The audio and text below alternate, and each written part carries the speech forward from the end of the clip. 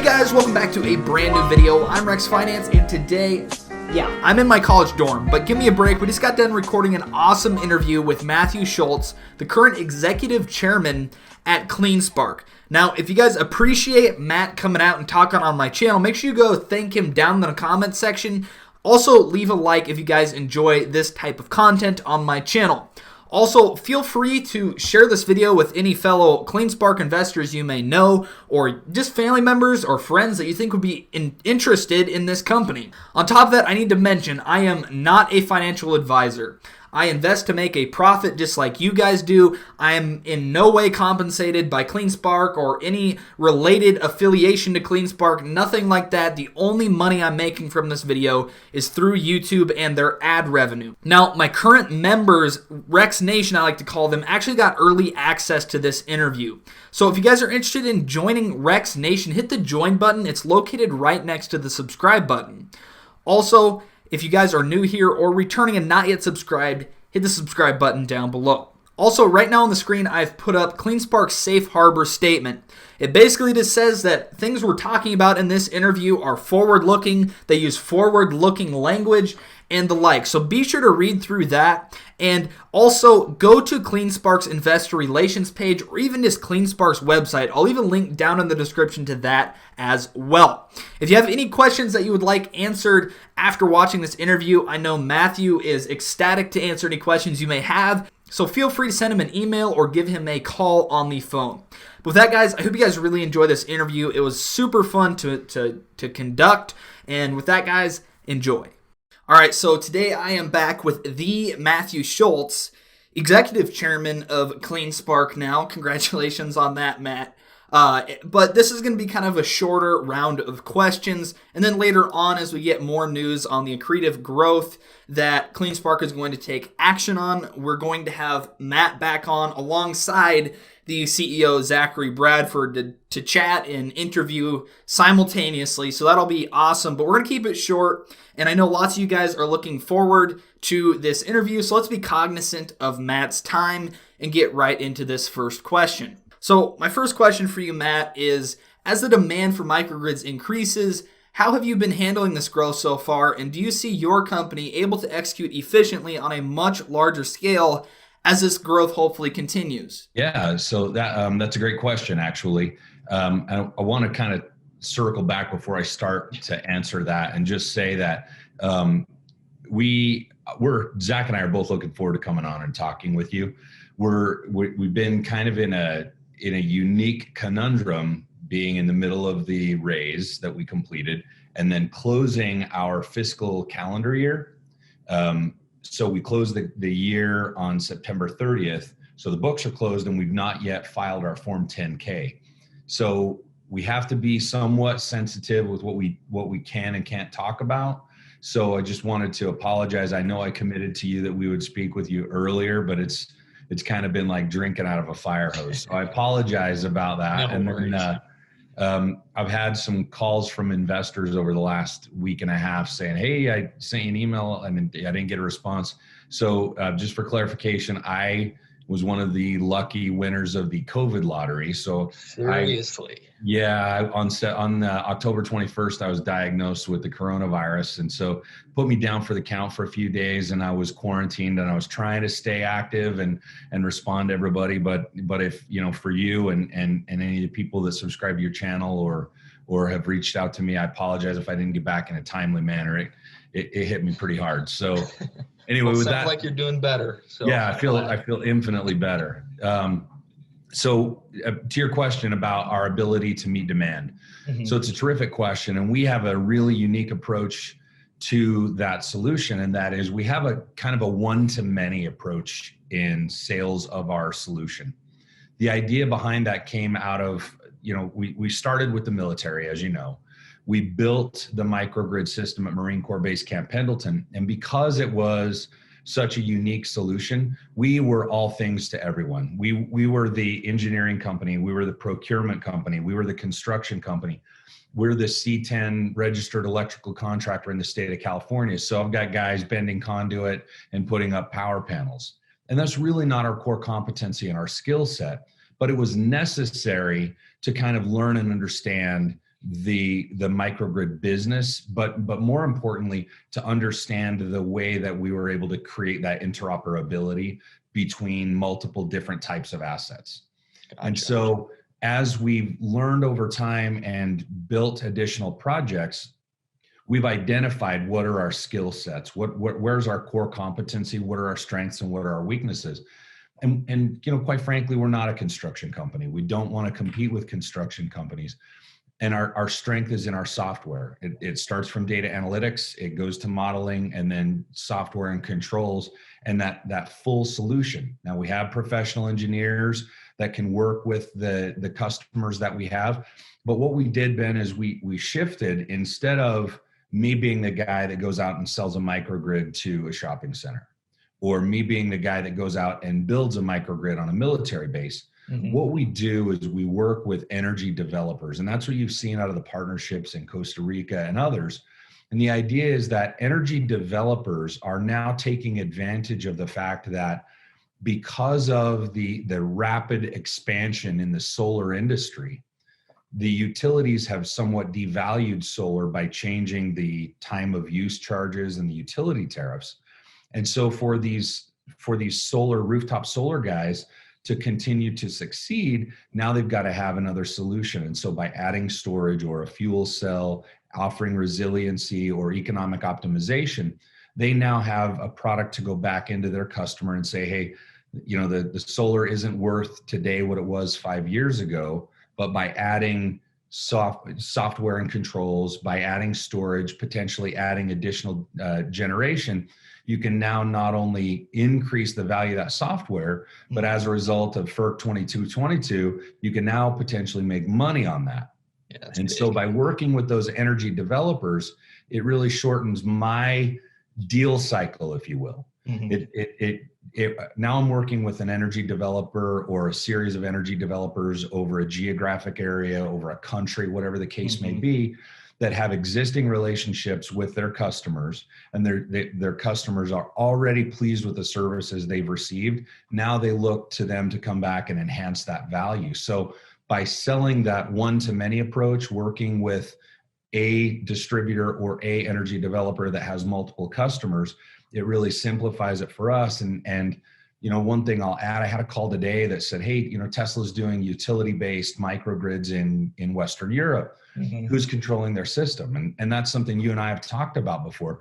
If it's a Tesla system and a Tesla battery and a Tesla inverter and a Tesla charger, it's a Tesla software solution, but Tesla hasn't been around that long. So there's lots of Samsung panels and different manufacturers of batteries.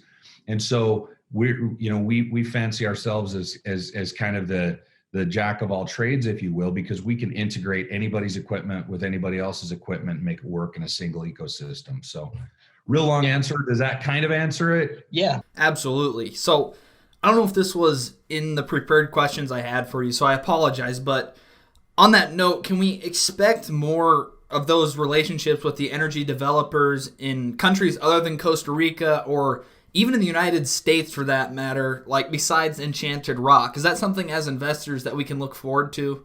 Absolutely. So we announced a project with 400 rooftops on a resort development in Ensenada, Mexico.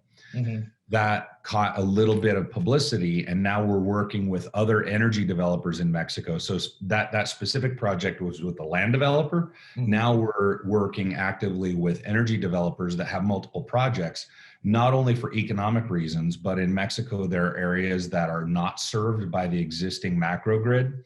And there are also power quality issues. And there are an increasing number of US-based citizens that have residences there, or US companies that have operations there. So power quality, power certainty become an issue. So we're working in Mexico, we're working in Europe. We're actively expanding those partnership agreements as we speak. And we anticipate that that's going to continue to accelerate, especially, regardless of who wins the election, we're going to see increased adoption of renewable resources just out of necessity. So we absolutely believe that that's scaling up. And if the inbound calls are any indication, it certainly it appears that there's a growing appetite for it. Well, that is certainly exciting. So let's go ahead and talk about your most recent acquisition, GridFabric. And I'm just curious, along with some other investors, since that acquisition, how has GridFabric grown, or how much has it grown? And have the synergies between CleanSpark and GridFabric, met your expectations? Have they beat your expectations? Just go ahead and comment on that if you can. Sure. So we're really excited about GridFabric, and we identified Matt and Ben as a solutions provider for us when we recognized that we were really in need of that communications protocol. Mm-hmm. The ability to allow a microgrid to communicate with a utility was something that we felt would add value and create more pull-through adoption of our Impulse system. And so we were looking for that solution. And when we identified GridFabric, because of the expertise that those guys had, it was really a hand in glove fit. And what we recognized that was different about GridFabric is that, these guys were kind of involved in the architecture or the creation of that protocol that exists for OpenADR. They're on the leading edge of IEEE 2030.5. And they had historically done business with not only utility companies, but really advanced EV companies, other software companies. But the way that they had built their company was a single sale. So you buy the GridFabric protocol. Let me just explain it really quick in case people don't understand what it is. Uh-huh. So the idea for ADR, the core products that they have, work on this OpenADR communications protocol. And what that effectively means is that, especially in the state of California, where there is such instability on the utility infrastructure, there was a news article 2 days ago about blackouts that were going to continue to happen. There have been numerous wildfires that have been directly attributed to PG&E and that aging infrastructure. Mm-hmm. And what happens when they're forced to do these shutdowns, it creates a situation where the grid is overpowered. And then there are times when the grid is short of the necessary utility power to supply all of its customers based on demand. And so it's like a big shock absorber is needed. Mm-hmm. So the idea behind that automatic demand response is that in the event that there is a forced blackout and a section of the grid has to be shut down, there's surplus power and the utilities really aren't set up to store that. Mm-hmm. So the idea with ADR is they can send a signal to a private facility that has storage, and they can notify them, hey, we're going to send X amount of power. They send that signal, and because it's a private company dealing with a federally regulated public utility, that whole communications protocol, in order to maintain security of the domestic power grid, that has to be a certified communications protocol. Mm-hmm. And so for that private company to participate, they're paid tens of thousands or even millions of dollars to act as that shock absorber for the grid. So PG&E says, we got to shut the power down. We're going to deploy extra resources to you. We're going to, you're going to store it for us. They get paid just to be there, regardless of the amount of energy that they take or that they provide. They get paid to participate in demand response. Wow. So it's very valuable for those end users, whether it's a campus or a commercial facility, but it's expensive. So that communications protocol has to be certified. And so if you wanted to have your dorm at the University of Nebraska certified for demand response, mm-hmm. what they would do is you would have to build that communications protocol. You would then have to test it, and then subsequently you'd have to have it certified. And that process is going to take from 6 to 9 months, and it's going to cost between $200,000 and $500,000. So GridFabric's approach is, we've already built it and we've identified the protocols for certification. So we can simply put Ben's name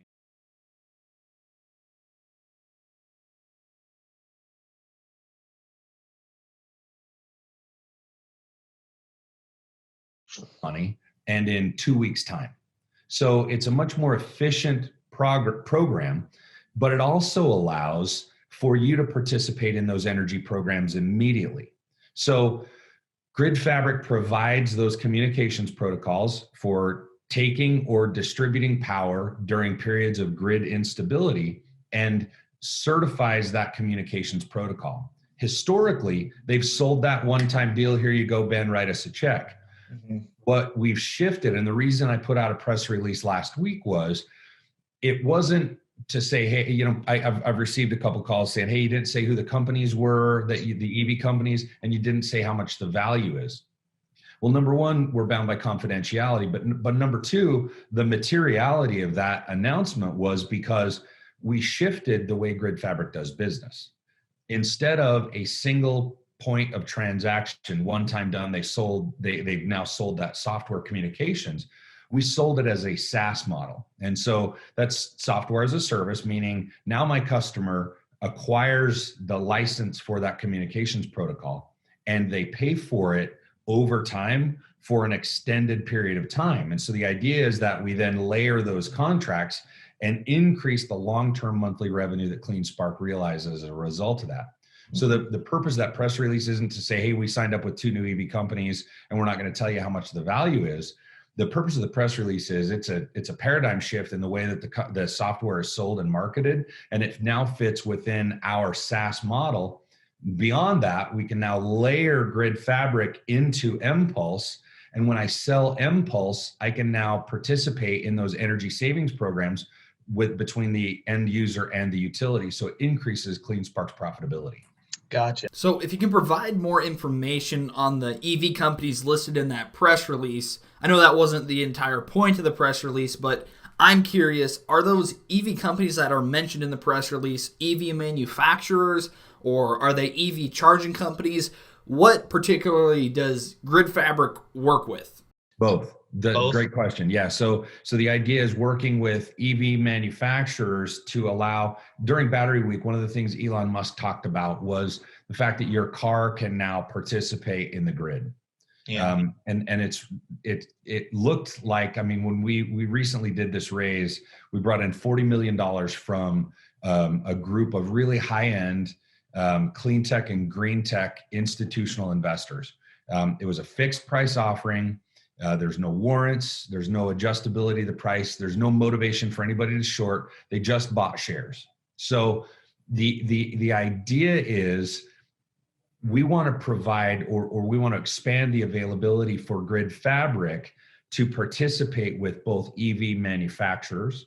So you've got the communications protocols that are certified. So when your car is plugged into your house or to the charging station, they're based on certain parameters. You can derive economic benefit from taking surplus power, supplying power back to the grid. Wow. Also, we can now do that with EV charging stations. So allowing them the opportunity for grid participation is a big deal. And effectively, I mean, it's essential for this new FERC 2022 ruling to apply, because now those communications can be certified for each charging station, for each company, and now for each car. Wow. Yeah, that's big. So I'm going to go ahead and move on to that recent raise that you guys did and the investors you got to come in with that. And I have to say, it's a nice change up from the conversions and the triggers that were associated with the financing raised through Discover Growth.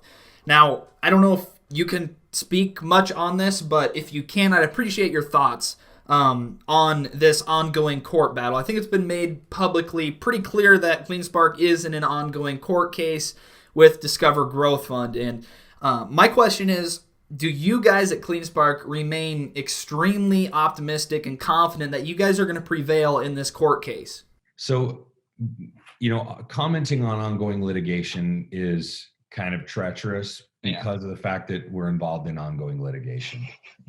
What I can tell you is, you know, first speaking to this raise was a registered underwritten offering to institutional investors that are registered as broker dealers. Mm-hmm. They didn't buy this because they wanted to knock the price down and have some ratchet or adjustment. They made an investment in the equity of the company because of the unique solution that CleanSpark has in that space. Now, we're talking $40 million of value. And so there was extensive legal due diligence done by both the offering institution, H.C. Wainwright, which has been an investment bank since the 1800s. So they did their legal due diligence, and then the vast majority of the dozen or so institutions that participated also did their own due diligence. And the conclusion was that they did not see fundamental risk in the pending litigation with the investor. Gotcha. So I can also tell you that, I've had comments from investors that have found it through, legal research and whatnot.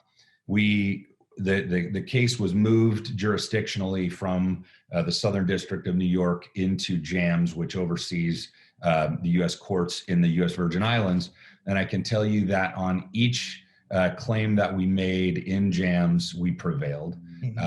I can also tell you that from a standpoint of legal disclosure, our securities counsel, as well as the securities counsel for the offering partners that we had, didn't feel that it was even material in disclosure. So we're talking about a demand or a claim for an instrument that was at a zero balance clear back in June. So it was not a particularly attractive financing instrument.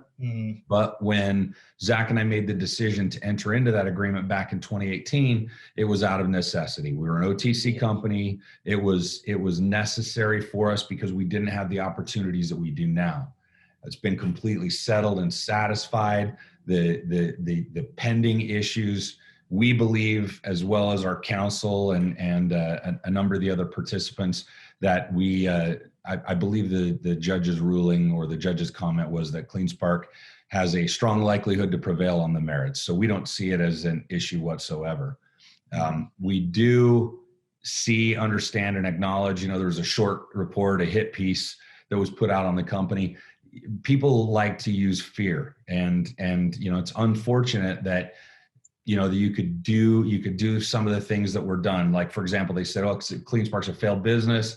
It says it was going to be in the cannabis business, and it never did. Well, if you go back to midsummer, we talked about a standalone microgrid in California. And in the second paragraph, when I wrote the press release, I said a controlled distribution agriculture facility.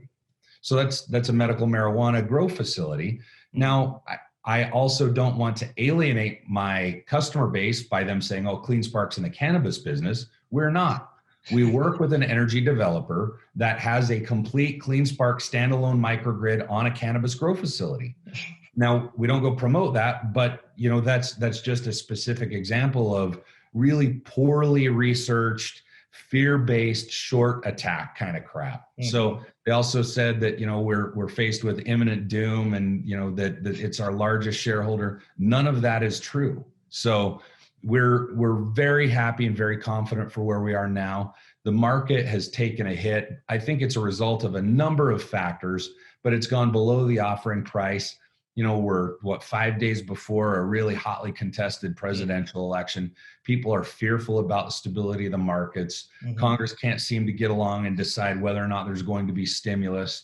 There's hope of stimulus, and the stocks go crazy, and then somebody walks away and makes a negative comment, and the market drops. What I can tell you is, fundamentally, we're stronger now than we were 2 months ago.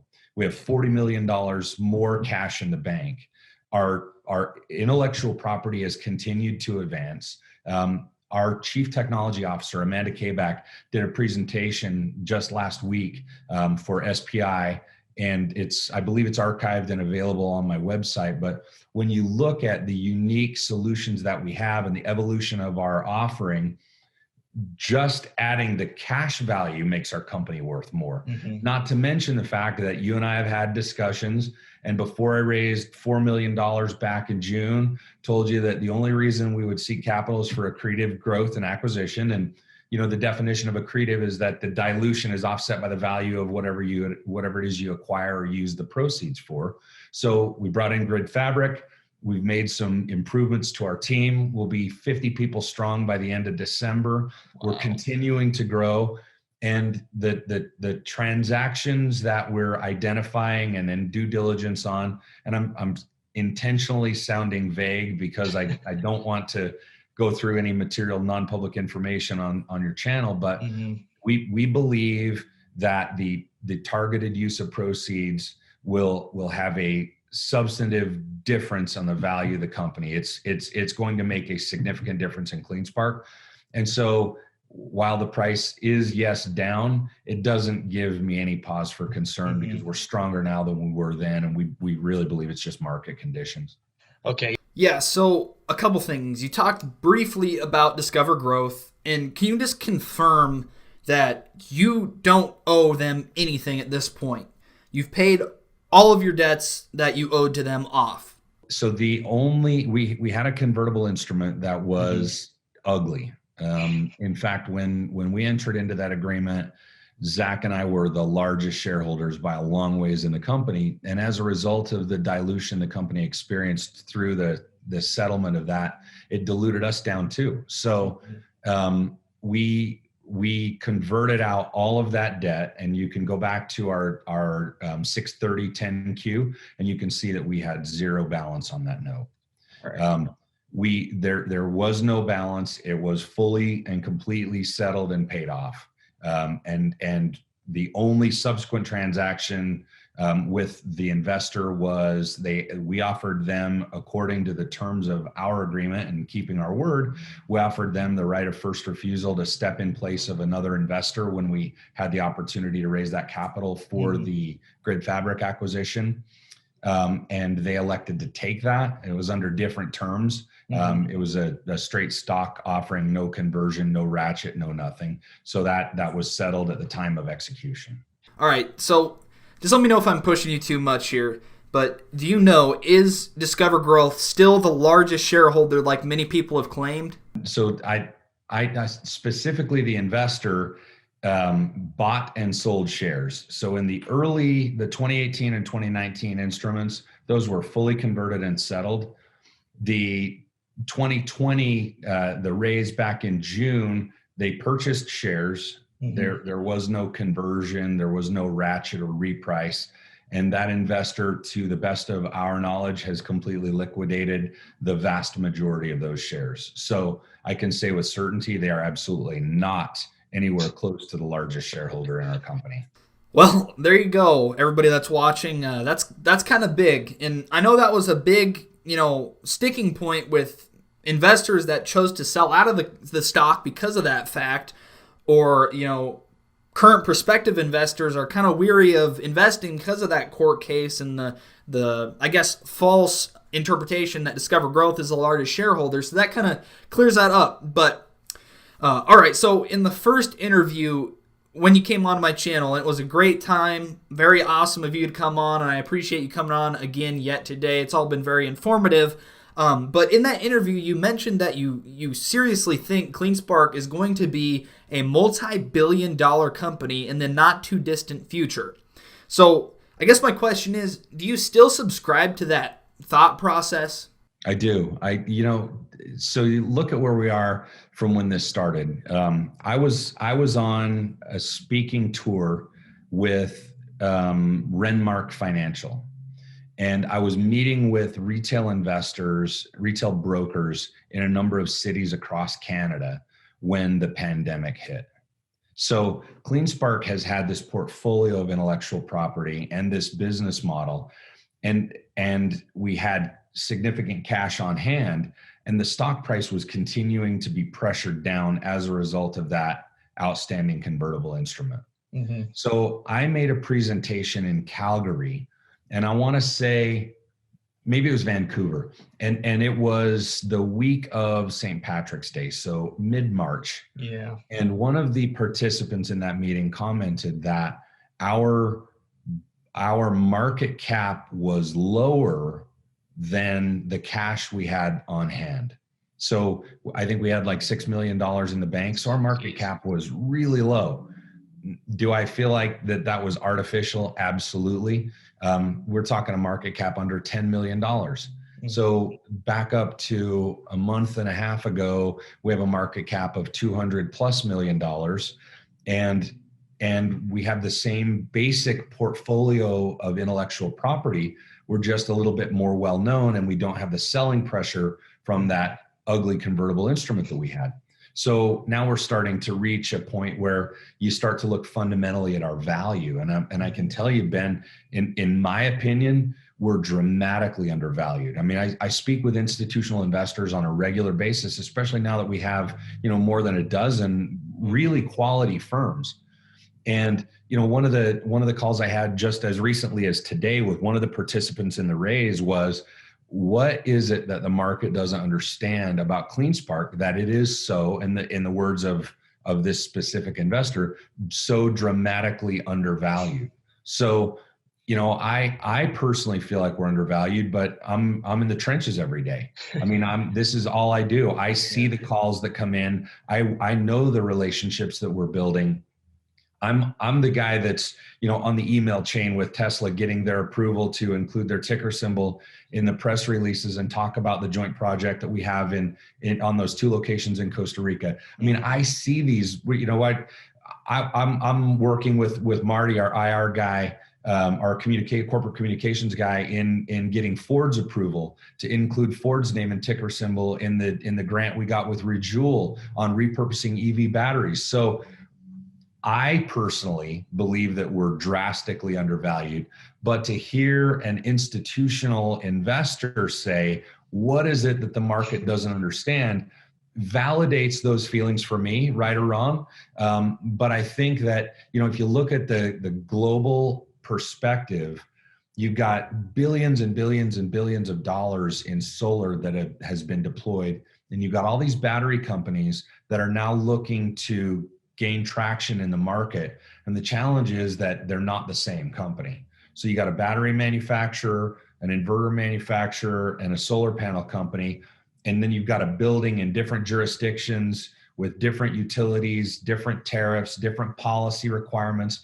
And if I'm a battery company, how do I sell that? How do I go sell somebody a battery when I don't understand the variability of the utility tariff? And how do I sell a battery when there might be wind plus solar plus a diesel gen set or a fuel cell? Mm-hmm. How do I model that correctly and then sell that solution? And the answer is, you got to find a company that kind of speaks all those languages. And because we're vendor and hardware agnostic, we really have a moat around us, Ben. And it's something that I don't think people have fully digested, that not only do we have patented protection around our ability to forecast. So when I say forecast, you look at a competitor that might have a controller and they're going to add a battery to a solar installation, and they're going to charge and discharge that battery based on the time on the clock. That's it. We're going to tell that battery when to charge and discharge based on the consumption of the facility, and we monitor that on 15-minute interval data. Mm-hmm. We're going to also then layer in and factor the variations in the utility pricing, which is also pulled down through our API on 15-minute interval data. Wow. Further, if you use solar or wind, we have an NOAA plugin, National Oceanic and Atmospheric Association. So we factor in weather. So we're doing day-ahead forecasting. And then the overall modeling of that system, if the customer bought it for economic optimization, it's going to be operated one way. If they bought it for resiliency and certainty because they don't want the naval guidance system to go down, it's going to be operated differently. And so all those variables factor into our forecasting and subsequent control. So we have a solution that I can say with a reasonable amount of certainty nobody else has. And then with the FERC 2222 being passed, I was teased on some of those calls with the institutional investors, and it was like, who do you have blackmail information on that they wrote this policy right after you buy GridFabric? Because it looks like you guys wrote it yourselves. Yeah. So we feel like we're in a really unique situation. It becomes, now it's more fundamental, but I just remind you and the other investors, we were a $10 million market cap in March. Here we are in November, late October of an election year, and we're 175 to 250 million, and people are still digesting what it is that we have. And I just challenge you to look at some of the SPACs that are out there that haven't even identified a purpose yet. and they have multi-billion-dollar market caps. So I like where we are. I like the fact that we now have these institutions that are adding some stability and the short-term market conditions. And I don't mean to diminish the pain that somebody feels that's a short-term trader. It doesn't give me concern at all. You know, I'm the oldest of 4 kids. I have 3 sisters. They're all in education. None of them have sold their shares. You know, they bought in when the stock was 80 cents, but since that point, we've done a 1-for-10 reverse split. So their basis is $8. Stock was 15, nobody sold. Yeah. And I say that only because, and I know I give really long answers. No. I think we're worth a lot more than that, just my opinion. Yeah. So yeah, I feel real confident about my personal belief that we're $1 billion company. Well, that's great to hear. And I think every time I hear you speak, I learn something new and I learn more and more about what CleanSpark does.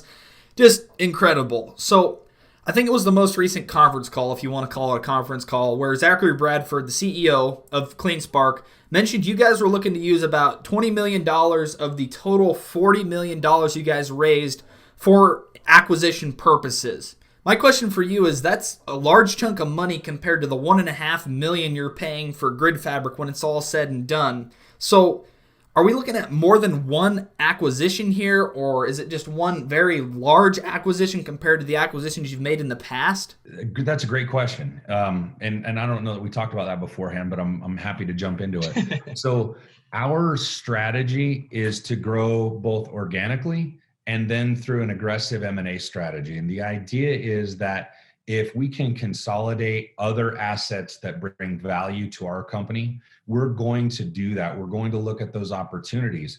And that was the kind of the impetus behind this raise. I can tell you without any hesitation that we were offered more than double the amount of money that we raised, and we turned it down because we felt like $9 is way too cheap to do it. But when you look at the year and the fact that we traded at 97 cents in March, it's a 10x increase for these institutions that have bet on us. So we have opportunities, but we've turned down more than we take when it comes to merger and acquisition strategy, because it has to be accretive. It has to be cash flow positive. We're not looking to buy a startup that we're going to have to feed and grow and develop. Yeah.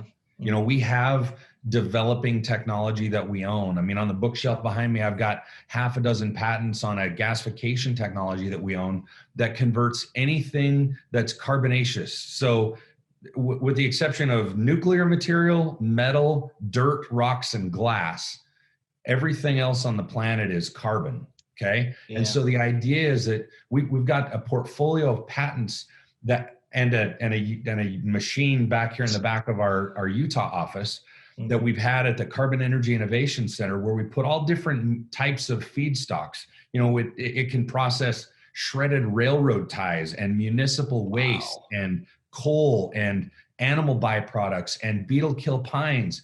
And that technology can create a clean SynGas that can power a turbine in a microgrid system. So we don't need any more developing technologies to spend our investor capital on. We have a solution, and we've got a stack of patents that we believe is something that's never been done before. I might add, it doesn't have an exhaust pipe. It doesn't put anything airborne into the atmosphere, and any byproducts that are not gasified and created into this clean SynGas are bound into what we call a non-leaching glassy sand. So it effectively creates lava.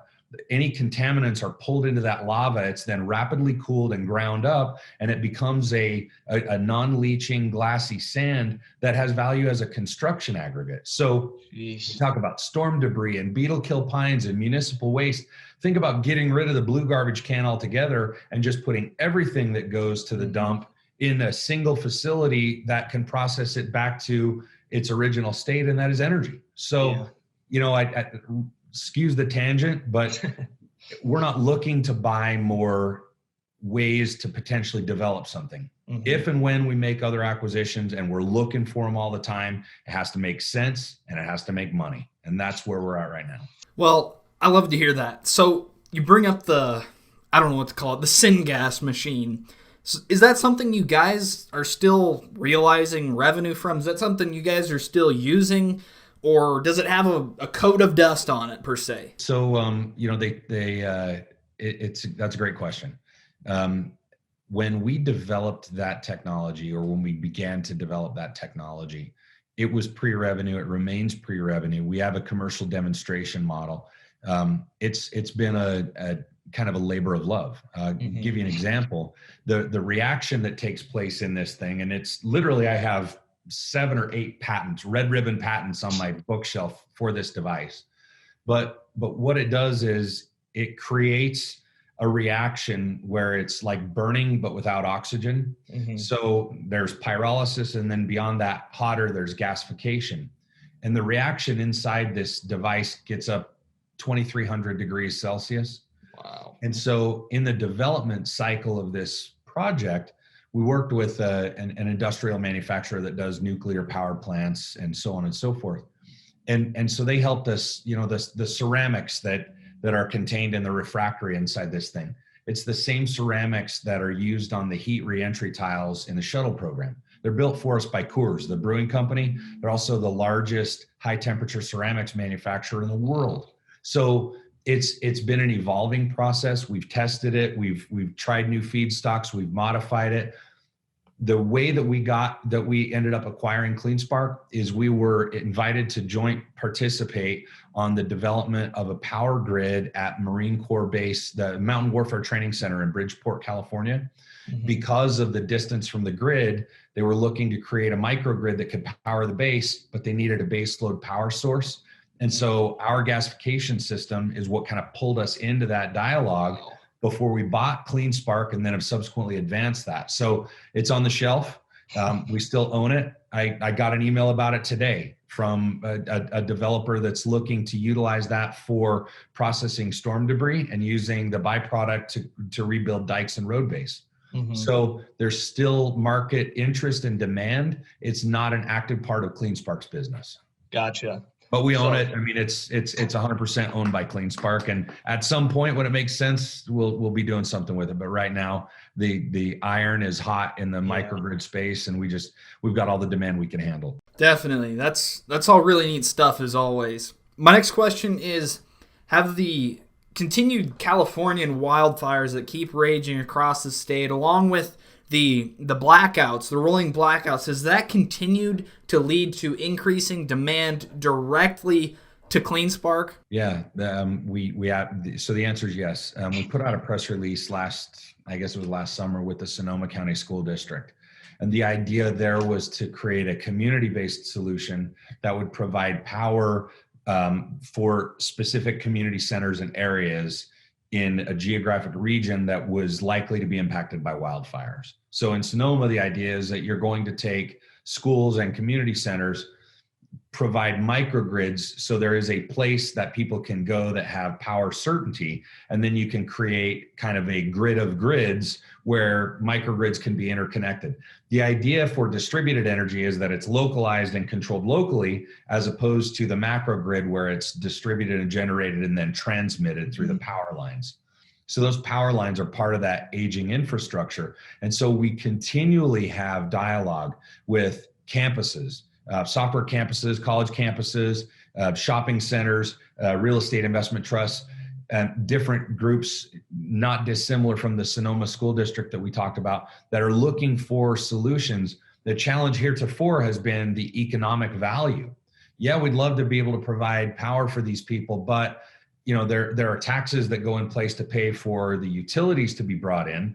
Then the utility companies own them, and they kind of dictate the charges and have created a monopoly. So the idea of building a distributed power system, somebody has to pay for it. So without economic incentive, now in Texas, like you mentioned, Enchanted Rock participates in the grid because of the way that the policies work in Texas. It's deregulated. So they can put generation systems on Walmart stores, and they can provide power to Walmart at a fixed price that they buy from the grid. But then in the event of a disruption, they provide power, they can charge a premium for it. And then they can also participate in the utility markets by overproducing to push, utility rates down if it makes economic value for them or their customers. Before FERC 2222, that didn't exist. So we expect that that's going to have a significant impact on California-based systems, because California, while they're very aggressive about solar and zero carbon emissions and whatnot, the policies don't always support that. You can zero out your power bill, but you can't make money on your power bill. Well, now that changes. And so FERC 2222 passed a month and a half ago. There's basically 270 days that were put in place before that policy becomes law. And we believe that that's going to be a period of time that we really ramp up, that it changes the face of our industry, and it allows campuses and school districts and even small, community-based microgrids to overproduce, to provide for their needs, but then to have economic value to participate, sell that back to the grid, to support the idea of a zero carbon environment by 2050. Wow. Yeah, that's all really neat. So I heard you just name drop Walmart. Is this NDA over with? So my NDA is with my customer, and they have some confidentiality with their customer. So a number of the intelligent switchgear deployments we've made in Texas have been to numerous different end users. The biggest grocery store chain in Texas, based in Houston, is one of their customers. It's a company called HEB Grocers. Another one of their customers is Walmart, and so we provided solutions to a number of those Kroger stores, but those all go through an energy developer relationship. So Walmart is my customer's customer. Yeah. So while it's my product that's on their store, they didn't buy it from me. They bought it through their customer for me, which is our business model. Because I don't have time to go sell all these individual relationships. I partner with credible companies that have strong resources, that are deploying renewable generation, that need a solution that we provide. And so it's a win-win solution for everybody, that one-to-many approach that Zach always talks about. So again, my next question is not one I had pre-prepared for you, so I apologize in advance. But it seems like with these orders from these grocery chains, every single press release we get, time and time again, these orders are increasing in value and they're increasing in size. Is this part of design? Are Kroger and Walmart and HEB, really planning on, keeping on implementing your products and services? Or do you view this more of as, all right, we'll install some of this stuff and we'll give it a trial run and to see how it goes? So that's a really good question. And, it's one of those that I don't want to speculate on what my customer is going to do. But what I can tell you, if you go back to like 2016, 2017, we're working with a big REIT called Macerich. Okay, Macerich owns shopping centers all over the place. And Macerich published their sustainability report 2018 or 2019.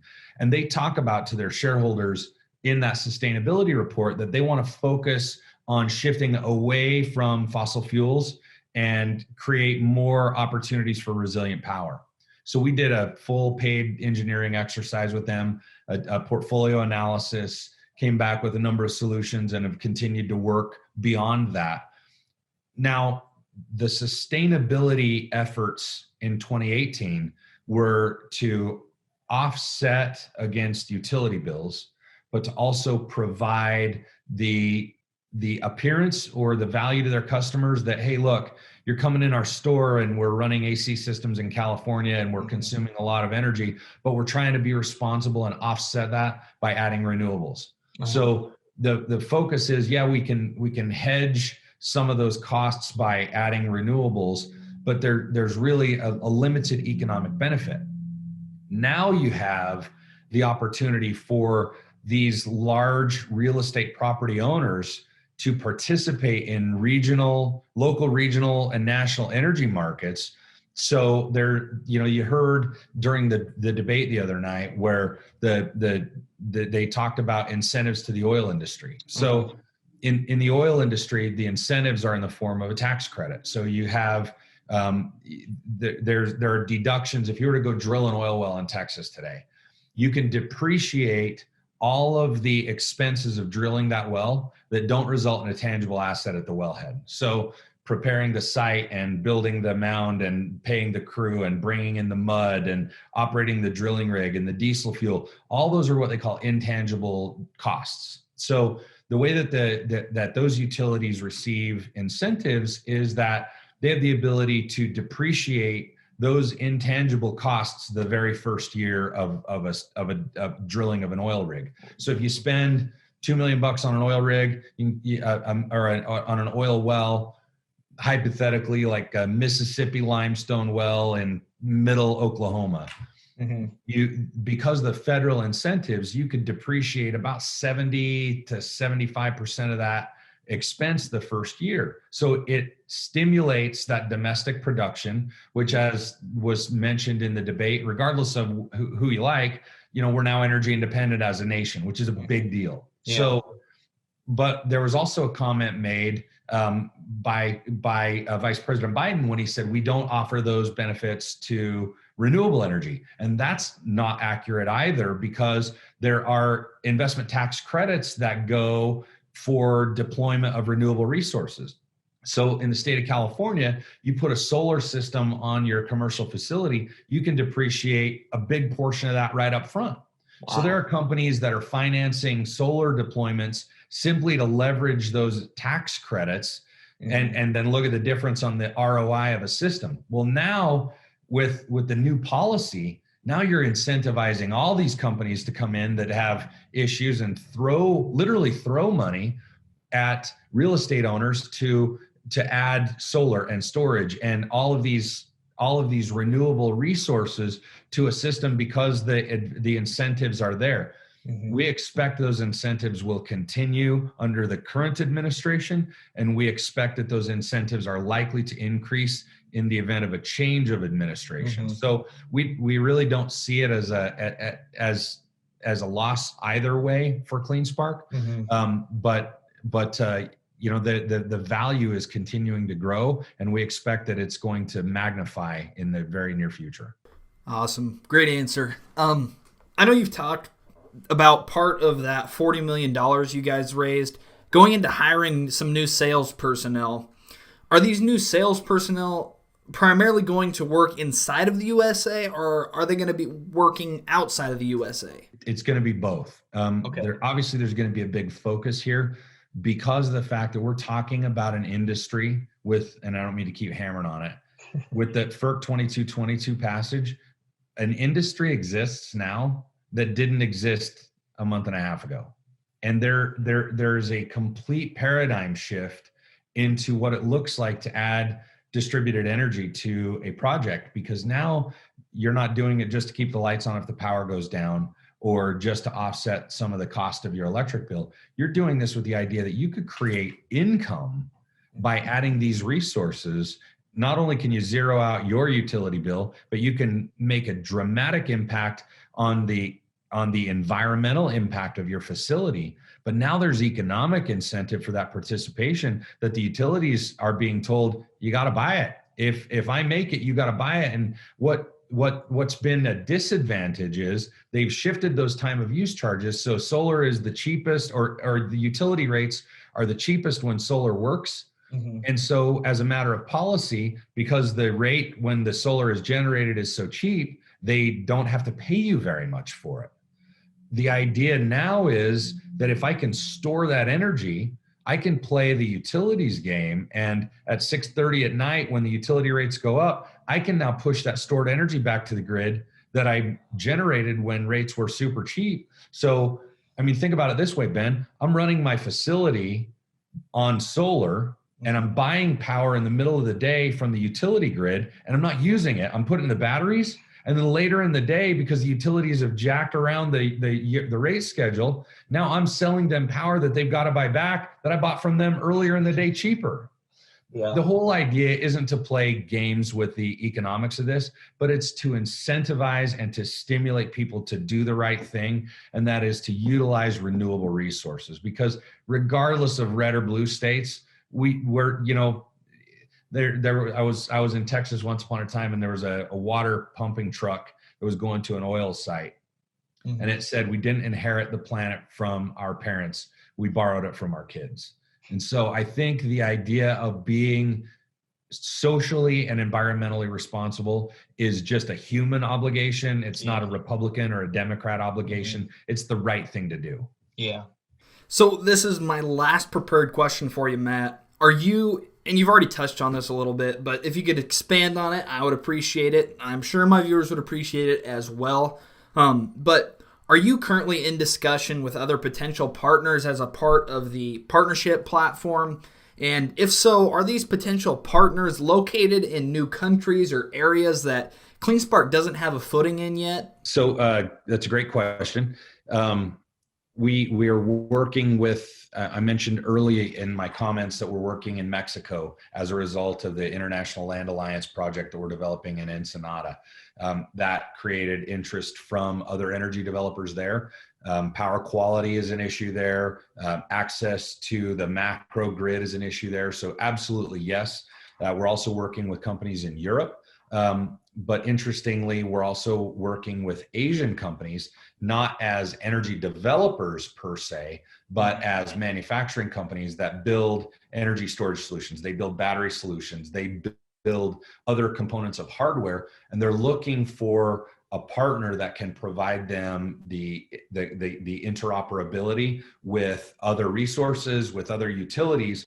So some of the conversations that we've had at early stage would be to provide Impulse as a OEM type solution for a battery manufacturer or for a manufacturer of any other type of renewable distributed hardware. So we feel like we're aggressively approaching that one-to-many solution, and I think over the coming year, the story's gonna expand, and people will be pleased.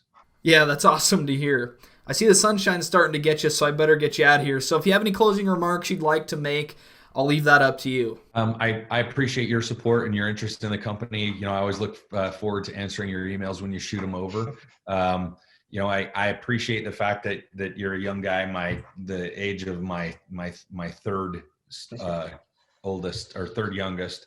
And I appreciate the pragmatic approach you take. I watch the way that you identify your investments and you rationalize the way that you the discipline that you have in your investments. And I was watching the Panthers play the Falcons last night on Thursday Night Football, and they talked about the owner of the Panthers. And the guy worked for one of the big funds and then started a hedge fund of his own. And he talked about his investment or his investment philosophy. And what he said is that people adapt and markets adapt and companies adapt. So his exact words are, don't listen to the crap. Yeah. And, to hear your approach of, you get somebody that's maybe negative, the company that's short or that, has an economic reason to see the stock price go down in this or any other company that you invest in. And it's interesting to hear your philosophy that you didn't invest for today or tomorrow, but you invest long-term. And I think that if you maintain that philosophy, anybody in any company, you look at the stock market since the 30s, there are ebbs and flows, but you could draw a line and generally equities, unless you're just unlucky and you invest in WorldCom or Enron. But I think, by and large, the U.S. equity markets are a pretty safe investment. And when you get something that you believe in and you understand, that makes all the sense in the world. So personally, for me, I appreciate your interest and enthusiasm behind our company. It's important that I always try and be as transparent as I can, but I also don't want to pull you over the wall and discuss anything that's material or non-public. So I appreciate your understanding when I don't give you the straightest answer. I don't mean to sound like a politician. I just want to make sure that we stay in those safe harbors. So that's all I got to say, and really appreciate your support and all the people that support you and your channel. And I make it available all the time. The telephone number on the bottom of the press releases is this phone right here. So, if you have a question, if there's something about your investment that you want to know more about, it matters to me that you invest. So don't hesitate to give me a call or shoot me an email. Yeah, well, thanks for saying all that. It means a lot coming from a guy like you. You have quite the background. And I appreciate you coming out and coming back on the channel. And I really look forward to having both you and Zach back on the channel in a few weeks from now. And yeah, just thanks again. My pleasure. Thanks for having me, and I look forward to it. Absolutely. See you, Ben. See ya.